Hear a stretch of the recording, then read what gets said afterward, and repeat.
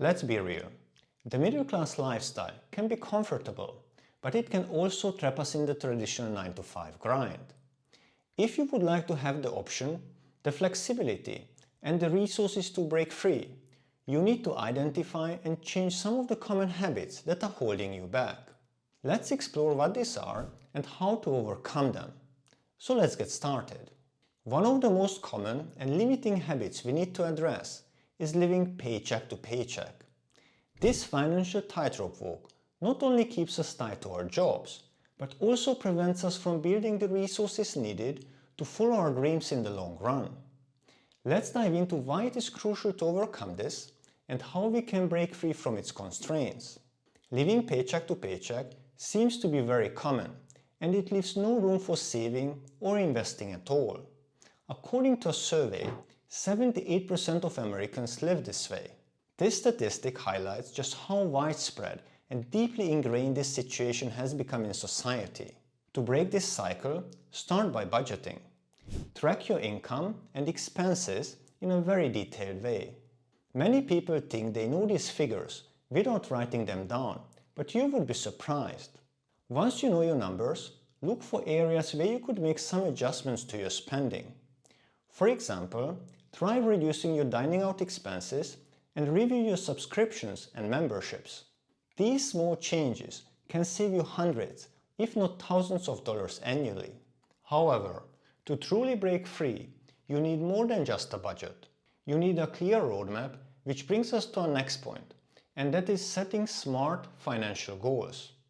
Without clear goals, it is easy to drift without making any significant progress. But setting specific, measurable, achievable, relevant, and time-bound or smart financial goals can help you stay focused and motivated.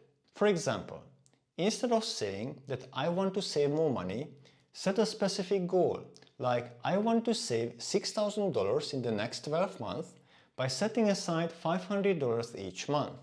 This gives you a clear target to work towards and makes it easier to track your progress. Breaking down your goals into smaller, manageable steps makes your goal feel less overwhelming and more achievable. But having goals isn't enough if you are not willing to take risks. This leads us to our next habit, and that is prioritizing job security over growth. Many middle-class people find comfort in job security, believing that staying with one company for many years is the safest route. While job stability is important, this mentality can limit your potential. Statistics show that the average worker stays in their position for 4.1 years. Job hoppers, on the other hand, typically stay 1 to 2 years in any one position. While this approach may seem risky at first, it often leads to higher salaries and better opportunities. The longer you stay in a role, the less likely you are to earn pay increases consistent with the market rate for your position. Don't be afraid to look for new job opportunities if you are feeling stagnant in your current role. Think about it this way. If switching jobs can increase your salary by 10 or even 20%, that can help you achieve financial freedom much faster. While job security is important, putting all your eggs in one basket can be risky. This brings us to our next point, and that is relying on a single income. Relying solely on your job for income is another middle-class trap. If you lose your job, you lose your income, which can be devastating, especially without savings or other alternative income sources. That is why you should diversify your income where you can. There are different ways to do this, but you could be freelancing or starting a side business. Having multiple income streams will provide better financial security and growth opportunities.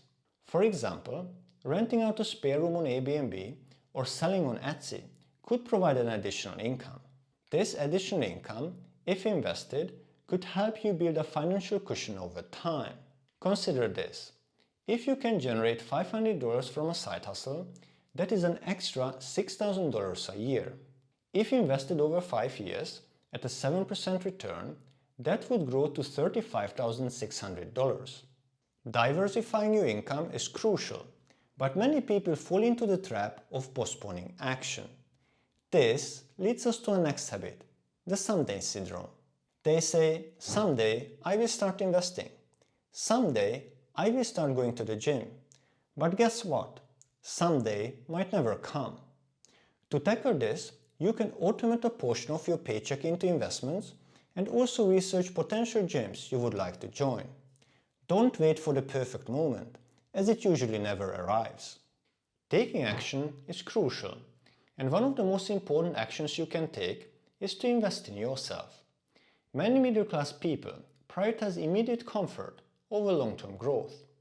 This can significantly hinder your financial progress. Instead, allocate time and money to develop new skills or improve existing ones.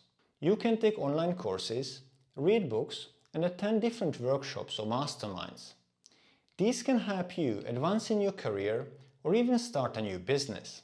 And remember, investing in yourself is one of the best investments you can make because it increases your earning potential and it can also open up new opportunities for you. As you start to grow and improve your financial situation, be careful not to fall into another common trap: keeping up with the Jonases. We have all heard of this one. That neighbor with the brand new car, your friend's extravagant vacation pics. It is so easy to fall into the comparison trap. Here's the thing though, their fancy stuff doesn't pay your bills. It might make you feel good in the moment, but it can lead to overspending and some serious debt. Focus on your own financial goals, not someone else's highlight reel. Track your spending, create a budget, and prioritize what matters to you.